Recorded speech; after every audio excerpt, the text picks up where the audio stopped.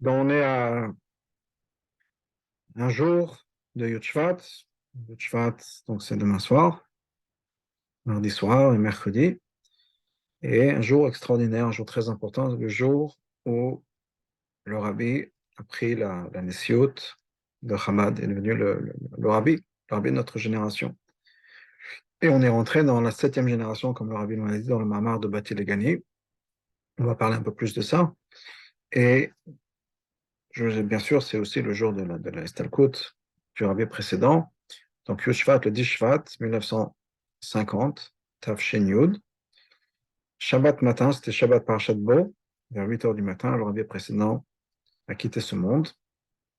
Et d'une certaine manière, bien sûr, le rabbi est tout de suite devenu le rabbi, puisqu'il y a toujours une continuation.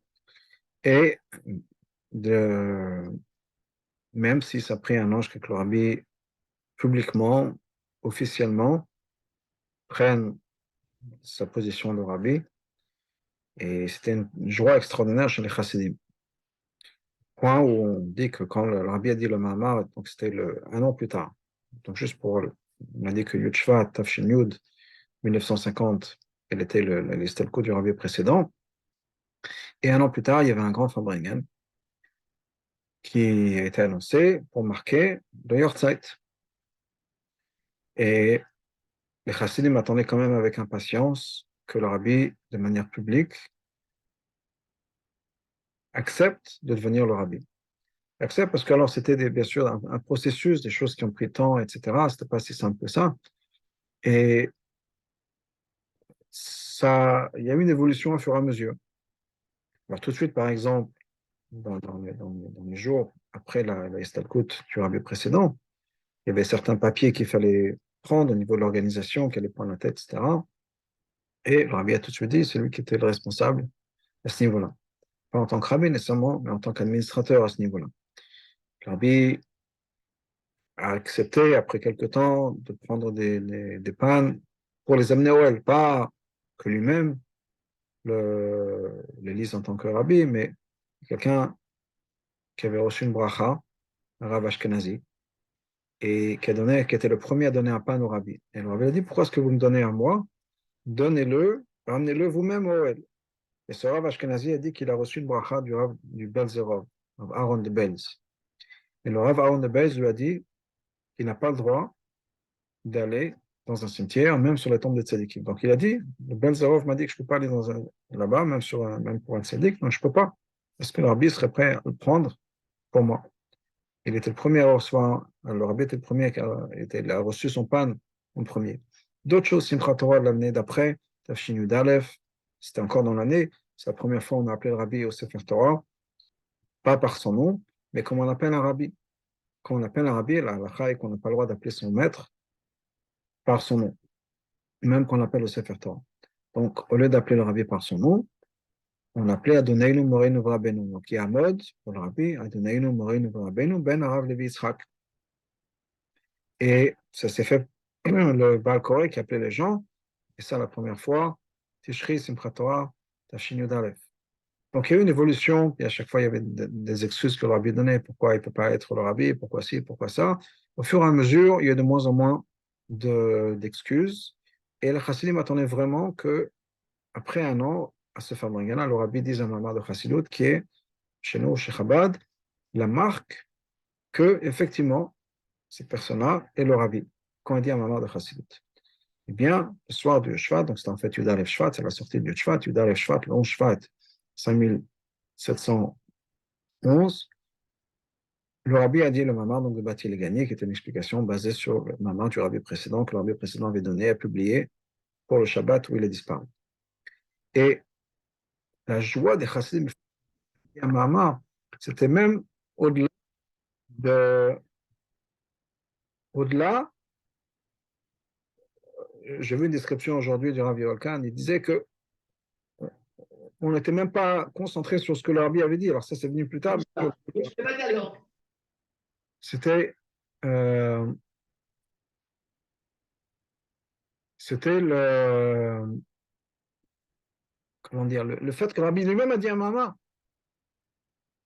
ce qu'il a dit, c'est bien sûr important, mais c'est devenu important un peu plus tard, si on peut dire. Après, le Rabbi Olkan disait on s'est posé après pour étudier le mamar, etc. Mais l'essentiel, c'est de, le fait que le Rabbi a dit un mamar, le fait que le Rabbi a pris la nation. Donc ça a pris un an. Et ce que le Rabbi a fait ensuite, chaque année au niveau de Yud Shvat, mais ça a commencé ce Yud Shvat, là, le premier Yud Shvat, le Rabbi a pris la nation, c'est d'expliquer, de développer un concept basé sur le mamar de Bati Legani. Alors, je voudrais donner une petite introduction sur ce mamar de Bati Legani. Qu'est-ce que c'est? Pourquoi est-ce que c'est important? Pourquoi est-ce que le Rabbi l'a expliqué, etc. En 1946, le Rabbi précédent a eu une attaque et il a eu du mal à parler à partir de ce moment-là. Quand il parlait, c'était plus clair. Il avait du mal à parler clair et les gens ne comprenaient pas. Par exemple, quand les gens entraient en Yechidot chez le Rabbi précédent, il y avait toujours un secrétaire pour dire aux gens ce que le Rabbi disait, parce que si les gens n'avaient pas l'habitude, alors il y avait des chassidim qui étaient toujours chez le Rabbi précédent, donc il y avait l'habitude de comprendre ce qu'il disait, parce que sa parole n'était pas claire. Mais s'il y avait des gens qui avaient l'habitude, il n'y a pas besoin de cette personne-là là-bas, mais s'il y avait des gens qui n'avaient pas l'habitude, il y avait quelqu'un qui rentrait avec eux pour clarifier, leur expliquer ce que le Rabbi précédent disait. Eh bien, le... donc, pour que les chassidim aient de quoi étudier Shabbat, un mamar du Rabbi pour Shabbat, tant que c'était difficile pour le Rabbi de parler et de se faire comprendre, et même quand il y avait des Fabregains, c'était vraiment un comité très très restreint pour la santé du Rabbi précédent. Donc le Rabbi précédent choisissait un mamar qui faisait publier quand il y avait une date particulière qui venait. Entre autres, ce Shabbat du Yud c'était une date particulière. C'était la date du décès de sa grand-mère. Sa grand-mère, la rabbinite Rivka, la femme du Rabbi Maharash, est décédée Yud Shvat. Eh bien, le Rabbi précédent avait commencé à publier ce mamar, le mamar de Bati Legani. Alors, le mamar de Bati Legani, en tout, a 20 chapitres. Et le Rabbi précédent avait divisé ça en un hemsher, une continuité de 4 mamarim. Donc, les 20 chapitres étaient divisés en 4 mamars. Un pour Yud Shvat, Yortzeit, Piloula, donc de sa grand-mère, la rabbinite Rivka. Un pour Yud Gimel Shvat, le 13 Shvat, qui était le jour de l'anniversaire du Yortzeit de sa mère, la rabbinite Shtana Sarah, la mère du Rabbi précédent, qui d'ailleurs est enterrée à côté du Yoel, juste en face du Yoel, là où il y a les rabbinites.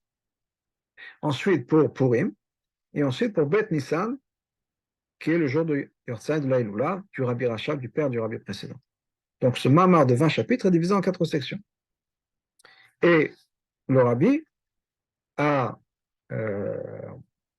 avait partagé que le Rabbi précédent savait très bien ce qui allait lui arriver, et il avait prévu la date, etc. Et il a tout donné, toute la leçon qu'on a besoin d'avoir à prendre pour Yud Shvat, tout ça se trouve dans le mamar de Bati Legani. D'ailleurs, même le fait que le Rabbi précédent allait quitter ce monde était déjà dans le mamar. Parce que dans le mamar de Bati Legani, entre autres, il y a un paragraphe qui parle du fait que on ne sait pas quand on va quitter ce monde-là. On n'a pas le luxe de dire, Malach Mavet, quand il vient, j'ai encore besoin d'un peu de temps pour arranger mes affaires, pour faire passer des messages à ma famille, etc. Quand le moment arrive, le moment arrive. Et on ne peut pas se dire oui, non, etc., comment faire, etc. Ça ne se passe pas comme ça. Donc, le Rabbi nous dit, il y a dans tout ça, on a comment dire, on a le message de Bati Legani qui est exactement, Bati Legani sont les leçons qu'on a besoin d'apprendre. Il y a une autre chose que le Rabbi avait partagé avec nous, qui est le fait qu'on a, comme je disais, le Rabbi avait dit que le Rabbi précédent avait déjà tout prévu. Et on savait très bien qu'il savait quand il allait partir, quitter ce monde-là, etc. Il y avait une autre allusion que le Rabbi avait donnée dans les mots du Rabbi précédent. Je vais partager avec vous l'écran pour vous montrer quelque chose de fascinant. Juste revenir à ça, on voit où est le partage d'écran, un instant. Voilà. C'est une lettre du Rabbi précédent. C'est une lettre du Rabbi précédent du Tishri Tafshin Yud, quelques mois avant son décès. Mais en fait, c'est une lettre qui représente quelque chose, mais qui était représentative de tout ce qui s'est passé pendant une année. Voyez en bas la signature du Rabbi précédent. Yosef Yitzhak. Et si vous faites attention, le Yud de Yosef, il est un petit trait, comme tous les Yud, mais le Yud de Yitzhak, c'est un peu écrit comme une lettre imprimée, comme un Yud imprimé. Je ne sais pas si on peut bien voir. on a grandi un peu, ça devient un peu flou. Mais ce n'est pas juste une petite ligne, un petit tiret comme ici, mais c'est quelque chose de, c'est comme un yud carré, si on peut dire un yud imprimé. Et le rabbi nous a dit la chose suivante. Il a dit, la dernière année de la vie du rabbi précédent, il a changé sa signature. Au lieu d'avoir le yud de l'Yitzhak comme un petit tiret, il y a il a changé le yud comme ça, comme dans un Sefer Torah, comme imprimé. Un yud imprimé comme un petit carré. Et pourquoi? Et on ne savait pas pourquoi. Mais le jour de Yud Shvat est arrivé, on a compris pourquoi. Quel est le yud? Le yud, c'est la lettre, c'est le chiffre 10. Lettre du chiffre 10. Eh bien, c'est le jour où l'habit précédent est décédé. Le 10, Shvat. Mais non seulement il y a une allusion au yud, mais il y a une allusion au mois de Shvat. Parce que le yud de Shvat, c'est la cinquième lettre de ce nom-là. Yosef, Yud, Vav, Samer, P, c'est 4. Et le Yud de Yitzhak, c'est la cinquième lettre. C'est comme si le rabbi précédent avait dit, attention, 10, 05 ou 10, 5. Shvat, c'est le cinquième mois. Depuis Tishri, Tishri, c'est le mois numéro 1. Ensuite, on a Cheshvan, 2, Kislev, 3, Tevet, 4, Shvat, 5. C'est comme si le rabbi précédent avait marqué une allusion au 10, 05, la date qui est le 10 du mois de Shvat. Et donc ça, c'est une chose que le rabbi avait dit, on voyait déjà, que le rabbi précédent savait déjà ce qui allait se passer, et le jour où ça allait se passer. Donc, mais ça de côté. Mais quelque chose de fascinant que le rabbi avait partagé. Donc, on a dit, tous les enseignements, le rabbi très bien savait ce qui allait se passer, le rabbi précédent savait ce qui allait se passer, et il a tout mis, toutes les instructions, dans le mamar de Bati Legani. Alors, qu'est-ce qui a marqué dans le mamar de Bati Legani? Le mamar de Bati Legani, le point le plus important du mamar de Bati Legani, c'est le travail de la 7e génération. La 7e génération, c'est nous. On est la 7e génération du Admor HaZaken, le dit le rabbi. Il y a le Admor HaZaken, numéro 1, l'Admor Emsaï, le Tzemach Tzedek, le Rabbi Maharash, le Rabbi Rachab, le Rabbi précédent de la 16e génération et le Rabbi 7e génération. Et ce mamar commence avec cet éden-là de la 7e génération. Qu'est-ce qu'il y a de spécial dans la 7e génération? Qu'est-ce qu'on est censé faire? Quel est notre travail? Bien, le Rabbi précédent ramène dans le mamar. Et le Rabbi l'explique, puisque chaque année, le Rabbi a étudié un paragraphe, un chapitre du mamar de Bati Legani. Comme j'ai dit au début, il y avait 20 chapitres en tout dans le mamar de Bati Legani. Bien, chaque année, depuis Tafshin Yud Aleph, le Rabbi a analysé un chapitre. Tafshin Yud Aleph, Perek Aleph, Tafshin Yud Bet, Perek Bet, Tafshin Chav Gimel, Perek Yud Gimel, etc. Et le Rabbi a fait deux cycles comme ça. En tout cas, qu'est-ce qui est marqué là-bas au début? Au début, on a ce fameux Midrash, le Midrash au Shir HaShaim, qui nous dit la chose suivante. Bati Legani Achoti Kala, je suis venu dans mon jardin, et le Midrash nous dit que ce n'était pas juste mon jardin, c'était vraiment mon jardin préféré, mon endroit préféré. Parce que, au moment où Hachem a créé le monde, au moment où il y avait Adam et Chava, Adam et Ève, au Gan Eden, la Shrina était principalement révélée ici sur Terre. Ça veut dire qu'ici sur Terre, on sentait vraiment la présence d'Hachem. Hachem était évident. Mais, avec la faute d'Adam et Ève, ce qui s'est passé, c'est que la Shrina maintenant a été repoussée, a quitté la Terre, est partie au premier ciel, a été repoussée. Puis est venue la faute de Caïn et de Hevel. Elle est partie du premier ciel au deuxième ciel. Puis la faute de Enoch, qui a commencé, à cette génération-là, on a commencé à faire de l'idolâtrie, etc. Chaque faute a repoussé la présence d'Hachem encore plus éloignée de nous. Ce qui veut dire, en des mots très simples, le monde est devenu de moins en moins conscient de la présence d'Hachem. La présence d'Hachem est devenue quelque chose qui était de plus en plus distant de notre réalité. Et ça, c'est vrai, génération en génération, jusqu'à que Hachem a été repoussé, si on peut dire, au 7e ciel. Puis vient Abraham. Abraham est le premier de 7 sadikim qui vont commencer à renverser le processus. Ramener Hachem ici sur terre. Donc Abraham prend la Shrina, la présence de Dieu, qui était quelque chose de complètement détaché des gens. À l'époque d'Abraham, combien de gens connaissaient avec Hachem? 2 personnes, Abraham et Sarah. Et ramener Hachem du 7e ciel au 6e. Yitzhak du 6e au 5e. Yaakov du 5e au 4e. Puis ça a continué. Après Yaakov, c'était Lévi, la tribu de Lévi, qui a continué, perpétuer ce travail-là que la vote faisait. Enseigner le peuple juif, faire en sorte que le peuple juif soit conscient de la présence d'Hachem. Et ça a été fait par Lévi, le fils de Yaakov. ça a été fait ensuite par le fils de Lévi, Kehat, puis son fils Amram, et puis finalement le septième, celui qui va faire revenir la Shrina ici sur terre, le septième depuis Abraham, qui est Moshe Rabbeinu. Moshe Rabbeinu va refaire venir la présence d'Hachem ici sur terre, et ça va être représenté par Matan Torah, où Hachem va Yered Hachem al Sinaï, Hachem est descendu sur le mont Sinaï, Hachem par le peuple juif, et par le Mishkan. Et le Mishkan, ça va être un moment où on va créer cette habitation pour Hachem ici sur terre. Eh bien, ça continue. Il y a eu des fautes qui sont faites, etc. Et la Shrina est repartie. On a perdu cette présence ou cette sensation de la présence d'Hachem révélée. Ça a dû monter, ça a dû descendre, je ne sais pas. Mais on arrive maintenant à nos générations. Et nous dit le Rabbi, nos Rebbeim, depuis le Morazaken, ont commencé à renverser ce processus et à refaire venir Hachem ici sur terre, mais ça s'est passé maintenant de manière permanente, jusqu'à l'avenue du Mashiach. Donc la Morazaken a refait venir la Shrina du 7e ciel au 6e, puis du 6e au 5e, 5e au 4e, etc. Et maintenant, nous dit le Rabbi, on est la 7e génération. Quel est notre travail en tant que 7e génération? Ben, c'est de faire revenir Hachem ici, sur terre. Voilà le travail de la 7e génération. Donc, en d'autres mots, faire venir Mashiach.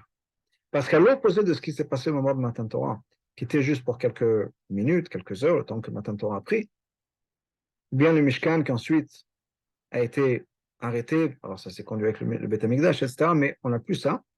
À l'époque de Mashiach, la révélation d'Hachem sera quelque chose qui sera permanent. Donc c'est maintenant notre travail, nous dit le Rabbi, la 7e génération, c'est de faire venir Mashiach, de révéler Hachem ici sur terre de manière permanente.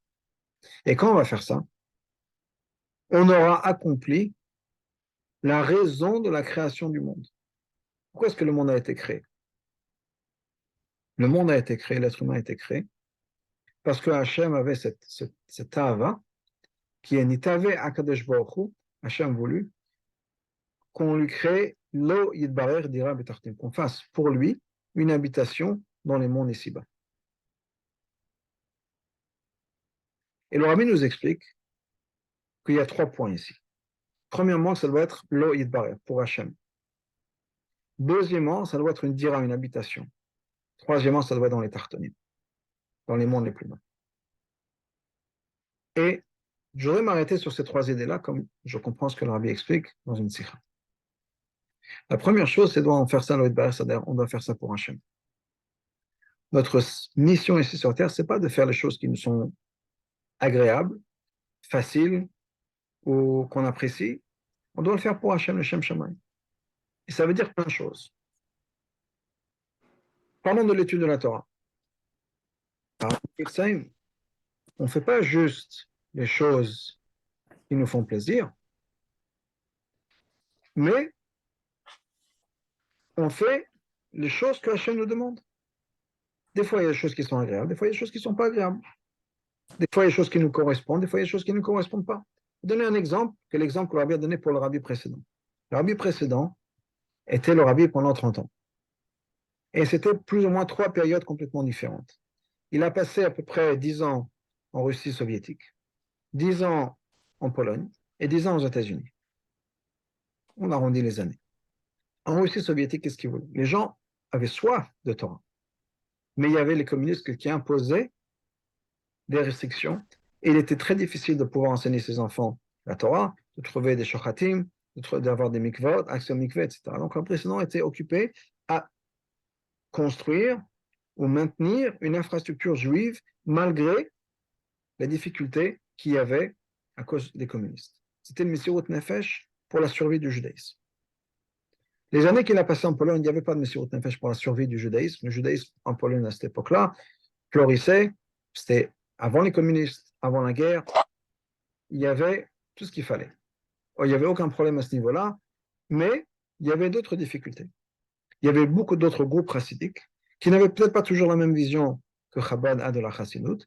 Et des fois, ils faisaient des problèmes au rabbi précédent. Ils ne laissaient pas le rabbi précédent développer ses enseignements de chassidoute de la manière Chabad. Donc c'était une autre position, un autre travail à faire. développer les enseignements de la Chassidut Chabad, et malgré peut-être certaines personnes qui s'opposaient. Aux États-Unis, c'était encore une fois quelque chose de complètement différent. Aux États-Unis, c'était quoi? C'était un endroit où il y avait, disons, aucun intérêt dans le judaïsme. Les gens n'étaient pas intéressés. Et il fallait se battre pour créer cette envie, le judaïsme, des gens qui n'avaient aucune connaissance et qui n'étaient pas intéressés. Et dans chacun de ces travaux, alors que ce sont des travaux complètement différents, des efforts complètement différents, le rabbi précédent s'est donné corps et âme dans tout ça. Ce que le rabbi dit, c'est que normalement, une personne a quelque chose qui lui est cher, quelque chose qui lui parle, une cause qui lui parle, et donc il va aller complètement dans une direction. Et c'est difficile d'avoir la même euh, énergie, intensité dans tous les domaines, parce qu'on a chacun les causes qui me parlent. Et on voit que sur l'année précédente, il était investi corps et âme dans tous les domaines, parce que c'était vraiment l'idée de M. Rothenfeld, parce qu'il faisait pour Hachem. Ce n'est pas les choses qui sont confortables. Il faisait ce que Hachem voulait. Alors si c'était en Russie, il fallait Hachem demander une chose, en Pologne, Hachem attendait autre chose, en Amérique, Hachem attendait autre chose. C'était la volonté d'Hachem. Et c'est ce qu'on doit faire aussi pour nous. Deuxièmement, il y a l'idée de Dira. Dira, le rabbi dit, c'est une habitation, mais c'est un sens de permanence. Ce n'est pas une tente. On n'est pas dans le camping, on est dans la maison, dans le dur, dans la constance. Et qu'on doit faire des choses pour Hachem vraiment l'Hachem Shemaim, pas parce que ce sont des choses qu'on va gagner le Gan Eden, on va gagner une récompense, on va gagner une connexion avec Hachem, on sera plus proche d'Hachem, on sera plus accompli dans sa vie ou autre chose. Non, vraiment parce que Hachem le veut. Ensuite, de le faire de manière constante et consistante. Et troisièmement, dans les tartanim. Tartanim, c'est de quoi? Des choses qui sont un peu basses. Des fois, des choses pour lesquelles on a besoin de se rabaisser. Des choses qu'on pense que ne sont peut-être pas à notre niveau, ou bien des choses qui sont les choses les plus basses. Par exemple, l'étude de la halakha. L'étude de la halakha, le rabbi nous explique, c'est quoi? C'est le tartanim de la Torah. Parce que ce n'est pas la Torah, la philosophie, la discussion, le débat intellectuel. C'est la Torah appliquée. Je fais ci ou je fais ça. Et ça, il faut apprendre la halakha. C'est très important d'apprendre la halakha. Ça fait partie des tartanim, si on peut dire, de la Torah. C'est d'apprendre la halakha. Les mitzvot, faire attention à nos actions. Faire ce qu'on a à faire. Donc, ce n'est pas juste étudier la Torah parce que c'est stimulant, c'est intéressant. Mais au bout du compte, il faut faire ce qu'on a à faire. Faire attention à nos mitzvot. Dans le monde appliqué, dans ce qu'on appelle les tartines, dans le monde les plus bas, dans les niveaux les plus bas, au niveau de l'action. Ça peut être enseigner quelqu'un qui a un niveau plus bas que nous. Même si des fois c'est un peu difficile, mais on va, au lieu d'étudier avec quelqu'un qui est à notre niveau, mais de passer du temps à étudier avec quelqu'un qui a besoin de notre aide. Ça peut être un enfant à qui on a besoin de faire les devoirs, un enfant qui a besoin d'apprendre à l'alphabet, quelqu'un dans la rue avec qui on va apprendre à peine à lire, bien quelqu'un avec qui on pourra apprendre une sikha, mais qui est vraiment au niveau le plus basique, si on peut dire, le concept le plus basique, etc.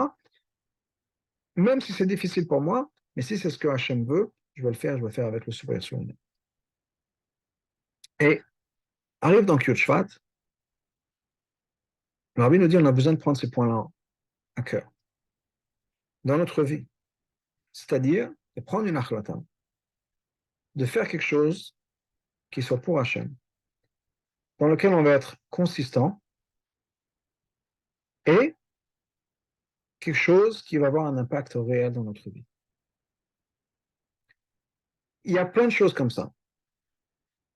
Et je me dis, et je partage avec vous, que toutes les choses qui ont un calendrier, si on peut dire, font partie de ça. Par calendrier, j'attends Chitat et Rambam. D'apprendre tous les jours le chumash de la journée, de faire les Teilim de la journée, de faire le Tanya de la journée, de faire le Rambam, que ce soit le Sefer HaMitzvot de la journée, ou bien un Pérec, trois Pérec, en fonction de la personne qui écoute ici, qui participe à Sefer Magan. C'est quelque chose qui, pour moi, fait partie de cette Lo Yitbareh d'Ira Betartem. C'est pour Hachem. Pourquoi c'est pour Hachem? Parce que peut-être que nous, on aurait voulu faire autre chose. Le Chumash, ça m'ennuie. Le Tanya, je comprends rien. Le Télim, j'ai du mal à lire l'hébreu ou autre chose. On le fait, voilà, parce que Hachem le demande de le faire. C'est une dira, c'est constant parce qu'on doit le faire tous les jours. Alors, bien sûr, il faut être intelligent de se dire, ah, si j'ai raté un jour, on ne dit pas j'arrête. Mais au moins, on a ce calendrier, si on peut dire, cette structure qui me dit, je dois le faire ça tous les jours. Et c'est tartani parce que c'est un acte concret. Et en plus de tout ça, on le fait pour Hachem, on le fait parce que le Rabbi nous l'a demandé. Alors ça, c'est vraiment le Shem Shemaim, c'est vraiment le Kashrut, on se rattache au Rabbi. de faire attention à ces choses-là. Chitat et Rambam, tous les jours, prendre le temps, certainement le Rambam, le Rabbi en a parlé, que ce soit pour les hommes et pour les femmes et pour les enfants, de faire tous les jours, au moins le Sefer HaMitzvot, la mitzvah du jour, vous pouvez le recevoir dans votre téléphone, en français, ça prend quelques minutes, et encore quelques minutes, j'exagère, des fois c'est vraiment une minute ou même moins, de faire ça tous les jours de manière constante. C'est quelque chose de très important, c'est quelque chose qu'on peut faire pour le Rabbi, c'est quelque chose que le Rabbi nous a demandé, et je pense, encore une fois, je partage ça avec vous, que si on a une décision à prendre et que vous ne le faites pas encore, qu'est-ce qu'on peut faire pour Yud comme préparation? Le faire. Alors, des fois, c'est difficile. Peut-être qu'on va se dire, OK, on fait jusqu'à de Yud à Chabet Shvat, disons. OK? Comme ça, on ne va pas se trop prendre sur la tête. Des fois, on s'engage à beaucoup, c'est difficile. Et puis peut-être qu'après Chabet Shvat, c'est bon, c'est pas si terrible que ça, jusqu'à Purim, jusqu'à Zayin Adar, jusqu'à Rosh Chodesh Adar, c'est encore une semaine. Et au fur et à mesure, peut-être voir si on peut faire, OK, jusqu'à Yud Aleph Nissan, voir si on peut continuer à faire encore un peu plus. Mais je vous encourage vraiment à faire ça. Donc, s'il y a des gens qui écoutent et qui participent à ce Fermayon ce soir et qui font déjà Chitat Rambam, alors je vous propose quelque chose d'autre. Il y a ce qu'on appelle projet l'écouter Sichot. C'est un projet qui est tous les l'écouter Sichot divisés sur 8 ans. Faire rechercher sur Google projet l'écouter Sichot. Vous avez des shurim, des résumés, etc., qui vous permettent, en étudiant 2 Sichot par jour, des fois il y a des résumés qui sont très courts, d'étudier toutes les sikhot du Rabbi. Et c'est la même chose, il y a ça aussi, cet emploi du temps, cette structure qui vous permet de faire quelque chose, Shem Shamaim, d'étudier la Torah, d'avoir un impact dans notre vie parce qu'on se rattache au Rabbi et on apprend les sikhot du Rabbi. Il n'y a pas beaucoup mieux que ça. Alors qu'on ait tous un Yud Shua qui soit productif, qu'on puisse être connecté avec le Rabbi et que, bien sûr, on puisse voir la révélation de Mashiach, même avant Yud Shvat, et qu'on puisse célébrer Yud Shvat avec notre Rabbi à Yerushalayim dans le Beth Amikdash.